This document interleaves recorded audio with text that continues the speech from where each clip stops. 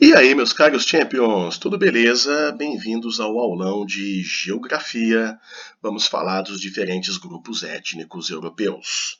Bom, em últimas aulas nós entendemos que o planeta possui 6 continentes. Vamos falar deles dos maiores para os menores. Então, vamos recapitular? Os continentes são Ásia, América, África, Europa, Antártida e Oceania. Falei eles também aqui na ordem de tamanho. Vamos falar da Europa. Como nós vimos, a Europa está longe de ser o maior de todos os continentes. Ele é um dos mais populosos e também ele é dividido em um pouco mais de 50 países. A Europa ela possui importantíssimas questões geopolíticas a serem analisadas, históricas, filosóficas, e muito disso vem das questões étnicas que nós temos por ali. Lembrando que essas diferentes etnias hoje constituem diversos países e, no passado, constituíram civilizações também, muitas delas rivais entre si, rivalidades essas que muitas estão esquecidas, estão apenas nos livros de história, que bom, só que outras ainda estão pulsantes, estão vivas. E eu lhe convido a fazer essa viagem conosco aí nesse tema. Então já pega um caderninho, já pega uma caneta, qualquer coisa já pega um sacão de chips para a gente comer aí nessa aula e vamos nessa aprender um pouco mais. Bom, dentro do continente europeu existem diversas etnias. Vamos falar de algumas delas aqui. Inclusive, algumas áreas são densamente povoadas, né, por certos grupos étnicos e outras possuem grupos mais esparsos, ou seja, há uma densidade demográfica mais baixa. Vale a pena ressaltar que esses grupos étnicos no passado guerrearam, fizeram alianças, tiveram rivalidades, fizeram paz. Muitas se dão muito bem, e vale ressaltar que diversos grupos étnicos até mesmo se miscigenaram, inclusive considerando os vários períodos de migração da história, né? Como, por exemplo, nós tivemos já na antiguidade ali a primeira e a segunda diáspora grega aqui no mapa, nós tivemos posteriormente a queda do Império Romano e as invasões bárbaras. Mesmo durante o Império Romano, nós tínhamos colônias romanas em certos lugares ali das bordas do Império Romano. Então, durante muito tempo, nós tivemos assentamentos. Durante o tempo da União Soviética, os russos, que eram a maioria ali dentro, né, eslavos, eles formavam colônias. Alguns alunos meus acham engraçado essa palavra, para russificar certos países das extremidades da União Soviética ali. Então, houve e ainda há forte miscigenação, né? Mas nós vamos entender o contexto, um pouquinho da história aí dessas etnias. Aqui eu coloquei no mapa a chamada banana azul geográfica aqui do continente europeu. Os geógrafos marcam essa área aqui no mapa, a banana azul, que pega aqui então o sudeste da Inglaterra, a Holanda, o interior da Alemanha, Suíça e norte da Itália, que são as áreas mais densamente povoadas do continente europeu. E nessa área em azul, como ela é muito densamente povoada, ocorreram aqui também muitas batalhas territoriais, políticas, ideológicas no continente europeu e até hoje ainda é as áreas que atraem mais imigrantes ali para tentar ficar. Então, vamos entender tudo isso daí. A Europa possui um pouco mais de 730 milhões de habitantes, divididos em cerca de 50 países de diferentes tamanhos, com diferentes ideologias e até mesmo com diferentes interesses. Bom, os grupos étnicos que nós vamos falar aqui possuem diferentes idiomas entre si. No passado compuseram civilizações, sistemas de escrita, sistemas de religião, interesses, rivalidades e guerrearam por distintos motivos também, né? Serviu de motivação também para massacres entre si, por exemplo, a questão étnica. Aqui eu coloco uma ilustração do mundo grego, os gregos que são também uma etnia ali dentro da Europa. No passado Os gregos se consideravam uma raça superior e dominavam outras raças, como por exemplo germânicos ali ao noroeste dos gregos, eslavos, aliás, os eslavos vêm da palavra slave, que significa escravo, africanos, então alguns grupos eram considerados inferiores e isso justificava o racismo. O próprio filósofo Aristóteles coloca não gregos, mulheres e outros grupos como inferiores e passíveis de dominação. Então, a dominação por questão étnica foi fortemente justificada no mundo antigo. Aqui ao lado, por exemplo, você vê celtas, né? Os celtas também usavam de trabalho escravo e quando eles conseguiam dominar populações de uma outra etnia ou até da própria etnia deles, o trabalho escravo era imposto, isso movimentava até o comércio.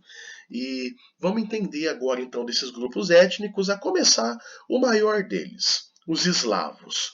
Os eslavos são maioria, são 230 milhões de habitantes em toda a Europa, isso é bem mais do que a soma de toda a população brasileira, né? A Rússia é o maior país eslavo, não só em tamanho, mas em população que ele agrega. Existem muitos outros grupos menores ali, existem também questões étnicas, por exemplo, na Rússia e em países ali em volta, como por exemplo os lapões, que são um grupo diferente ali e por isso acontece a dominação. Esses eslavos eles guerrearam muito entre si, questões do pan-eslavismo chegou a gerar até, por exemplo, a Primeira Guerra Mundial. Sim, quando o Império Austro-Húngaro atacou a Sérvia, que era uma nação eslava, a Rússia se levantou em socorro da Sérvia. E assim, aliados do Império Austro-Húngaro, ali no contexto da Primeira Guerra Mundial, acabaram se levantando.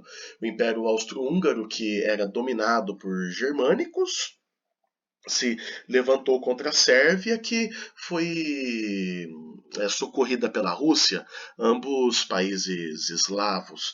Então, como vocês podem perceber, as questões étnicas em muitas das guerras europeias estavam até mesmo no topo das pautas ali de combates. Quando você olha de longe, você acha que os europeus são todos iguais. Mas quando você cria um determinado olhar um pouco mais aguçado e olha um pouco mais de perto, você percebe que há diferença nos traços ali da fisionomia, do rosto dos europeus, e essas são questões então da etnia a qual eles pertencem. E essa etnia gera também certas formas de racismo dentro da Europa ali até hoje, e com base em aulas como essa, vamos tentar entender um pouco mais dessa questão. Bom, os eslavos eles têm as suas próprias danças típicas, eles têm a sua própria culinária, eles têm o seu próprio alfabeto também. Ali na Europa nós temos o chamado alfabeto cirílico, que russos ali, país da sua vizinhança, usa. No passado, de maioria eslavo, nós tivemos ali a União Soviética, que durante décadas foi o único país a conseguir bater de frente ali com os Estados Unidos, né, bater de frente militarmente, por exemplo. Nós temos grande presença de eslavos no sul do Brasil, como por exemplo no Paraná, trouxeram para cá a sua arquitetura, a sua ideologia, as suas festas tradicionais, a mitologia eslava também muito forte na Europa, lendas, mitos como por exemplo de vampiros, de lobisomens, essas coisas aí tem forte influência eslava, tá? Chegou então por causa deles ali na Europa. E vamos entender agora o nosso próximo grupo étnico, os latinos.